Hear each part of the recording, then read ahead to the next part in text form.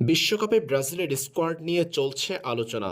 দলের অনুশীলনের সময় কার্লো আনচেলত্তির সাথে সাইড বেঞ্চে বসতে দেখা গেছে ব্রাজিলিয়ান দুই কিংবদন্তি রোনালদো নাজারিও ও রিভালদোকে। এরপরেই নেইমার জুনিয়রকে নিয়ে এলো নতুন সিদ্ধান্ত।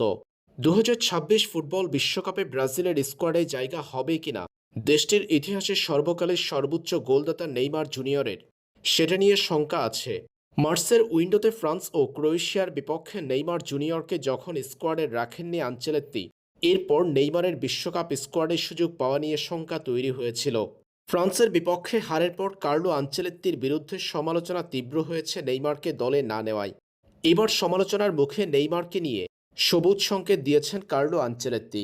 ক্রোয়েশিয়ার বিপক্ষে ম্যাচে মাঠে নামার আগে ব্রাজিল দল যখন অনুশীলনে, তখন দলের বর্তমান অবস্থা নিয়ে কথা বলেছেন আনচেলত্তি। সংবাদ সম্মেলনে স্বাভাবিকভাবেই নেইমারকে নিয়ে উঠে এসেছে প্রশ্ন।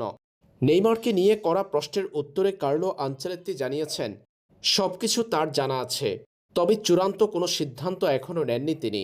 জানা গেছে সান্তোস ও ফ্লামিঙ্গোর মধ্যকার ম্যাচে মাঠে বসেই নেইমার জুনিয়রের খেলা দেখবেন আনচেলত্তি। সেই ম্যাচের জন্য নিজেকে প্রস্তুত করছেন নেইমার। আনচেলত্তির সামনে নিজেকে ফিট এবং স্কিলফুল প্রমাণ করতে হবে নেইমার জুনিয়রের। সান্তোস ফ্লামিঙ্গো ম্যাচের মধ্যেই চূড়ান্ত হবে নেইমার জুনিয়রের ব্রাজিলের স্কোয়াডে থাকা না থাকার সিদ্ধান্ত, এমনটাই উঠে এলো ব্রাজিলিয়ান গণমাধ্যমে। চলতি মৌসুমে সান্তোসের হয়ে এখন পর্যন্ত 3 ম্যাচ খেলে নেইমার জুনিয়র 3 গোল করেছেন, আছে 1টি অ্যাসিস্ট।